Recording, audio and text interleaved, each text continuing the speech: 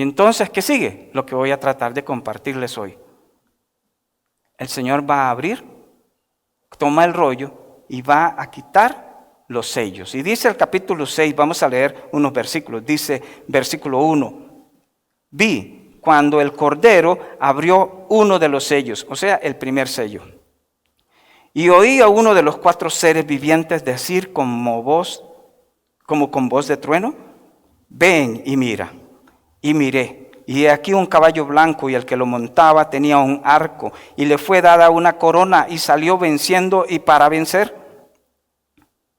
Y cuando abrió el segundo sello, oí al segundo ser viviente que decía, ven y mira. Y salió otro caballo bermejo, y al que lo montaba le fue dado poder de quitar de la tierra la paz, y que se matasen unos a otros, y se le dio una gran espada. Cuando abrió el tercer sello, oí al tercer ser viviente que decía, ven y mira. Y miré, y aquí un caballo negro, y el que lo montaba tenía una balanza en la mano, y oí una voz de en medio de los 4 seres vivientes que decía, 2 libras de trigo por 1 denario, y 6 libras de cebada por 1 denario, pero no dañes el aceite ni el vino. Y cuando abrió el cuarto sello, oí la voz del cuarto ser viviente que decía, ven y mira. Miré, y aquí un caballo amarillo, y el que lo montaba tenía por nombre Muerte, y el Hades le seguía. Y le fue dada potestad sobre la 4ª parte de la tierra para matar con espada, con hambre, con mortandad y con las fieras de la tierra. Ahí vamos a dejar la lectura porque el otro domingo es de ahí en adelante. Entonces, hermanos, tenemos que imaginarnos esto. Todos seguramente en algún momento hemos ido a ver una obra de teatro, ya sea a la escuela, a ver a los niños o a alguna obra de teatro ya con gente más profesional. Hay un guión que ellos tienen. Y aquí tenemos que imaginarnos un programa. Hay un programa establecido. Y este programa lo va a dirigir los 4 seres vivientes. Ya hicieron la hojita, los 4 seres vivientes. El primer ser viviente, que tiene cara de león, que es el primero que menciona la Biblia, le va a tocar llamar a usted al primer caballo. Son 4 caballos. Y cada ser viviente, como ustedes leyeron ahí, va a llamar a un caballo. Entonces, querían hacerlo así. Era un programa dinámico, donde los 4 iban a pasar. Cada uno iba a llamar, a cada uno le iba a decir, venga. Esa frasecita que dice ahí, y mira, la palabra y mira, no está en los manuscritos más cercanos al original. Pero esos eran 4 caballos, 4 jinetes. Y cada uno de los seres vivientes estaba encargado de llamar a uno. Era una presentación que iba a haber para indicar cuál era el papel de cada uno de esos sellos. Ahí estaba el primer ser viviente y iba a llamar, pase, venga, caballo blanco. Y caballo blanco venía, se paseaba por el auditorio para que todos lo miraban. Y él nos va a decir algo de lo que caballo blanco tiene como tarea de las cosas que va a hacer. Apenas es una presentación, es como el índice. Y luego el segundo ser viviente llamaba, ¿cuál caballo? El rojo. Caballo rojo, venga. Y paseaba y explicaba un poquito de cada caballo. Es el inicio de una escena donde se nos va a explicar cosas que ellos van a hacer o van a desarrollarse un poquito más adelante a partir de los capítulos 7. Entonces, hermanos, el primer caballito que es llamado es el caballo blanco. Y dice la palabra del Señor, ese caballo blanco, no dice quién lo montaba, pero el que lo montaba tenía ¿qué? Un arco y también una corona. Y salió venciendo y para vencer. Pero este pasaje nos habla más de otra cosa. Jesús está en el capítulo 24 de Mateo, en el Monte de los Olivos, mirando Jerusalén. Y sus discípulos se acercan para hacerle una pregunta. Estaba hablando del fin y los discípulos le dicen, dinos, ¿cuándo serán estas cosas? Y entonces el Señor les empieza a decir, no se engañen, porque van a escuchar de guerras, de rumores de guerras, de hambres, de enfermedades, van a escuchar de engañadores que van a venir, pero eso solo es principio de dolores, porque todavía no es el fin, es principio de dolores, como cuando le inicia a usted un dolor, que usted no le toma atención, pero 6 meses después ya es tanto y va al médico y el médico le dice, aquí veo algo raro. Debió haber venido al inicio. Y esto que nos hablan son principios de dolores, porque dice el Señor Jesús en Mateo 24:14, que no vendrá hasta que el evangelio del reino no haya sido predicado a todas las naciones. Así que, ¿qué detiene al Señor para venir? La comunicación del mensaje. Y este caballo blanco simboliza la comunicación del mensaje a todas las naciones. Cómo el mensaje de Dios va alcanzando las naciones. Sale el misionero para vencer y ya ha vencido. A veces pensamos que el misionero es un fracasado porque no tiene fruto en su compartir el mensaje. Pero ya Cristo venció en la cruz. Él venció y sigue venciendo. Y vendrá el día final cuando se presentará absolutamente como vencedor. Dice Apocalipsis 3:21, el Señor dice, como yo he vencido y me he sentado con mi Padre en el trono. Ya el Señor venció. Este que sale venciendo y para vencer es la proclamación del mensaje de Dios cuando salimos nosotros con la palabra del Señor para conquistar, para vencer, para atacar las obras de las tinieblas y llevar el mensaje de Cristo. Así que, hermanos, ese caballo blanco, según la percepción de este servidor y lo que he podido compartir, ese caballo se refiere a eso. Y eso es lo que otros más vivos que yo y más estudiosos han también encontrado. Es el esfuerzo de la iglesia llevando el mensaje de Cristo, el mensaje de paz a todas las naciones, conquistando a los pueblos. Y los siguientes 3 caballos que representan la lucha y la adversidad contra el evangelio de Cristo. Inmediatamente, después de ese caballo blanco, dice la palabra de Dios, viene un caballo de color rojo. Y dice el versículo que a este caballo rojo salió y al que lo montaba le fue dado poder ¿de qué? De quitar de la tierra la paz. El Señor está hablando de los últimos tiempos. Y tal vez lo estamos pensando solo nosotros, pero pensemos en la iglesia cuando Juan está leyendo eso a los hermanos. El caballo blanco. ¿Y qué le decía a esos hermanos aquel caballo blanco? Le decía, tienen que seguir predicando a pesar de las situaciones que están viviendo. Es que cuando hay crisis a veces viene la pandemia, se cierra el templo.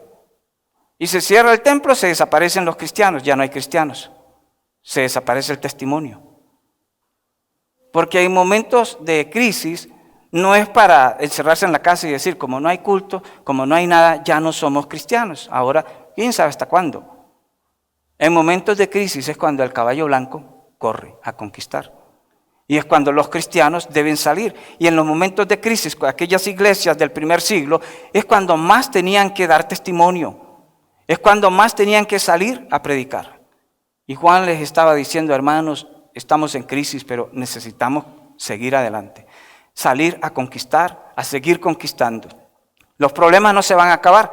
Y estos sellos no es una historia lineal donde primero se da el blanco, años después va a cumplirse el rojo y muchos años después va a ser el amarillo. Estos eventos se van dando juntos.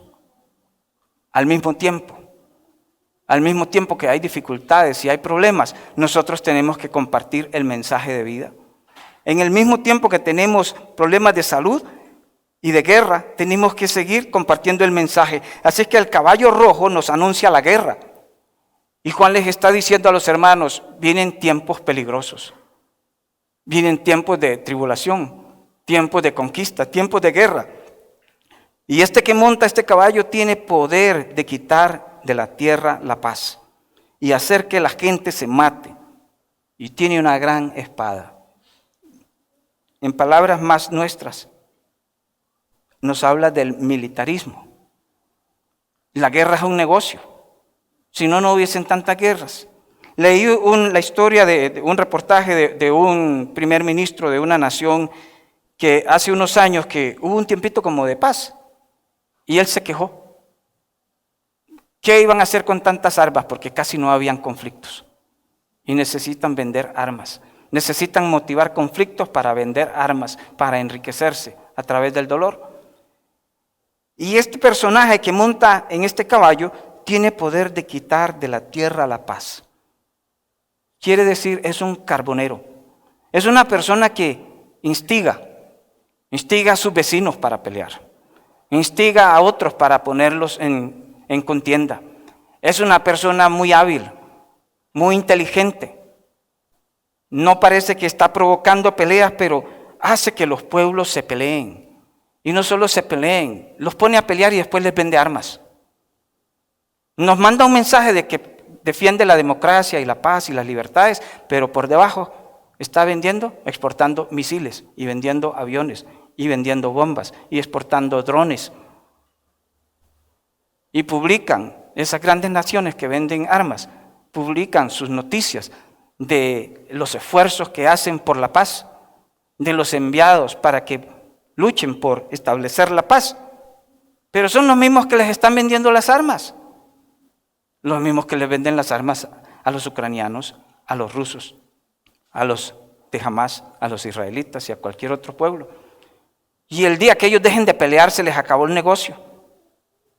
Porque las armas es el negocio más rentable que tienen los pueblos.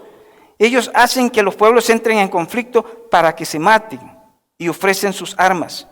Y Juan le estaba advirtiendo a aquellos hermanos de aquellas iglesias, vienen tiempos difíciles, escucho voces de gente manipulando para pelear. Los romanos siempre estuvieron alertas, siempre en pelea, siempre conquistando. Y Juan les está advirtiendo de los peligros de guerra que vienen. Y si hay un tiempo que estamos en peligros de guerras, es este. Nosotros decimos que no nos afecta la guerra, pero nos afecta mucho. Como vamos a ver el siguiente jinete, la guerra nos afecta. Y cuando hay guerra, la alimentación sufre. Porque los esfuerzos hay que dedicarlos para construir armas. Porque los soldados tienen que comer y hay que mandarles comida. Y si no les envían alimento a los soldados, se van a morir y se acaba la guerra. Y entonces sufren los pueblos. Porque destruyen también con sus armas los sembradíos. Y las fuentes de alimentación de los pueblos se ven menguadas. Y dice que este hombre que promueve la guerra tiene ese poder de hacer que los pueblos se peleen y se maten. Y entonces lo que trae es un gran conflicto en las naciones y en los pueblos y una gran pobreza. Pero llegará un día, dice la Biblia, en que habrá paz en el mundo. Y Juan les estaba diciendo esto a aquellos hermanos acerca de la guerra, las hambres que iban a pasar, las enfermedades y las dificultades, pero también les recuerda que el Señor ya venció y un día habrá paz. Dice Miqueas que vendrán muchas naciones y dirán, venid y subamos al monte de Jehová, a la casa del Dios de Jacob, y nos enseñará en sus caminos y andaremos por sus veredas, porque de Sión saldrá la ley y de Jerusalén la palabra de Jehová. Y juzgará a muchos pueblos y corregirá a naciones poderosas hasta muy lejos, y martillarán sus espadas para hacer asadones. Fundirán sus rifles, sus armas para hacer arados. Usarán sus recursos para hacer herramientas de trabajo, sus lanzas para hacer hoces. Una hoz es con lo que escarban para sacar productos. No alzará espada nación contra nación, ni se ensayarán más para la guerra. No harán más ejercicios militares los pueblos. No hay guerra, pero hacen unos ejercicios al frente de las Malvinas los ingleses, para ver si los argentinos le entran. Y entonces iniciar una guerra. No hay guerra, pero los chinos van y hacen unos ejercicios militares frente a Taiwán, para ver si acaso. Porque hay que gastar, hay que invertir en armas. Y es un negocio. Pero llegará el día en que, dice el Señor, todas esas armas las van a recoger y las harán en herramientas de trabajo. Y podremos vivir en paz. Ojalá llegara ese día pronto. pero estamos en esos principios de dolores.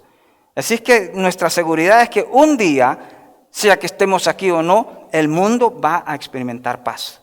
Este caballo rojo va a ser puesto en su lugar, va a ser dominado. Y también nos habla Juan del caballo negro. Dice que el caballo negro trae una balanza en la mano. Y viene alguien como un vendedor de una feria gritando: 2 libras de trigo por un denario, 6 libras de cebada por un denario. ¿De qué nos habla este caballo? Hay uno que anda predicando el evangelio, el otro anda promoviendo la guerra. Este caballo encuentra su negocio en medio de la guerra. ¿Qué se pone caro? Los alimentos.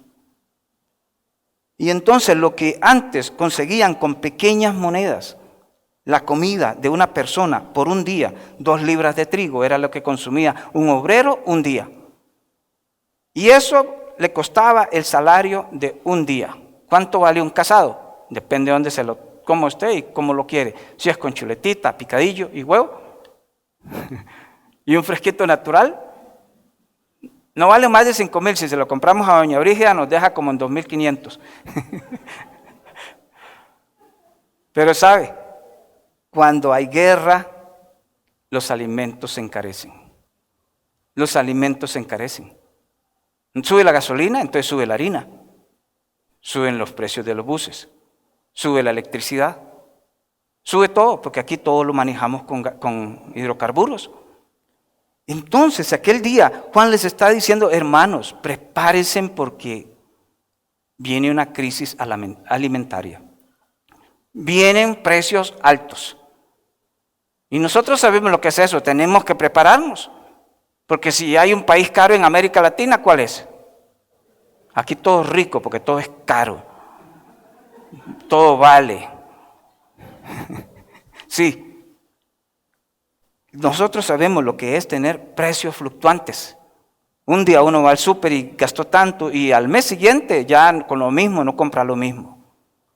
Y Juan le está diciendo a los hermanos, deben estar conscientes de que la crisis que viene también nos va a afectar el estómago. Va a haber hambre. Porque con lo que uno gana todo un día, lo que se gana Daniel en un día, le alcanzará apenas para comer él un día, no va a alcanzar para darle a Wendy ni a los chicos. Imagínense, el salario de un día para comer uno. Y uno, dice Juan, venían lucrando. Alguien estaba acumulando alimentos para venderlos caros. Alguien acumula el arroz. Alguien tiene el monopolio de importar algunos granos.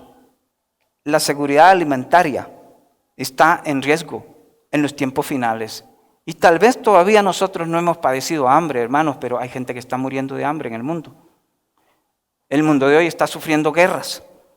Una carrera armamentista y gente se está muriendo, millones de personas están muriendo de hambre. En UNICEF promueven una campaña para que los que no tenemos hambre hagamos una donación pequeña por mes o por semana para que un niño coma en África. $10. Al tipo de cambio, 5,000 colones al mes. ¿Sabe? No todas las personas podemos creer que nos equivocamos y pensamos que la guerra, el hambre, las epidemias y catástrofes son la voluntad de Dios. Dios no quiere eso. Esas son fuerzas malignas que el Señor les permite obrar. Porque ya Él venció. Están dando golpes finales, pero ya Él venció. Nosotros no podemos creer que, ay, como Dios es tan malo que deja que la guerra. No, son decisiones de los hombres. Hombres malos, dominados por estos tipos. El Señor no nos va a castigar de esa manera. El Señor espera que en sus hijos sí podremos enfrentar estas situaciones. Dice en una de las cartas que el Señor nos guardará. ¿Qué quiere decir? Que atravesaremos todos esos tiempos de dolor con Cristo a la par. Quizás algún día no habrá comida, pero no perderemos el gozo, porque sabemos que somos de los que ganaron. Quizás un día nos enfermaremos y nos vamos a morir porque no tenemos medicina, pero no nos va a apartar eso de nuestra esperanza, de que ya somos vencedores, porque Cristo ya venció. Y esa era la noticia que Juan le quería decir a los hermanos. Vienen tiempos duros, vienen tiempos de guerra, vienen tiempos de hambre, tiempos de enfermedad, tiempos de crisis. ¿Nos vamos a alejar por eso? No, nos ponemos el traje blanco y salimos a predicar. Salimos a compartir el mensaje, venciendo y para vencer. Ya somos más que vencedores. A pesar de las circunstancias que a nosotros nos puedan suceder, ya vencimos. Somos de los ganadores.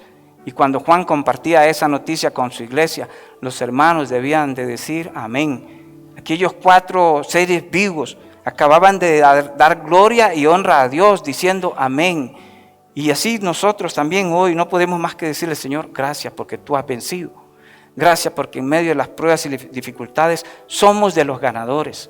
Vamos hacia adelante. Así que esta mañana, hermanos, esta palabra de estos 4 jinetes son para nosotros también hoy. Son de las cosas que están sucediendo pronto y que nosotros estamos mirando y no podemos cerrar los ojos. Voy a invitarle a orar y luego pues continuamos. Padre, gracias te damos esta mañana por tu palabra. Gracias por la advertencia que encontramos en ella de no dormir, de mantenernos alertas y reconocer que estamos viviendo tiempos difíciles, que muchas de las cosas que tu palabra nos dice, ya las estamos mirando, Señor. Así como aquellos hermanos también fueron consolados en el primer siglo con estas palabras, hoy tú nos das esperanza. Y a pesar de las dificultades que pudiésemos enfrentar, de pobreza, de enfermedad, de muerte, sabemos que tú estás con nosotros y que nada nos podrá separar del amor tuyo, Señor. Bendice a mis hermanos, bendice la iglesia y bendice tu pueblo donde quiera que esté. En el nombre de Jesús. Amén.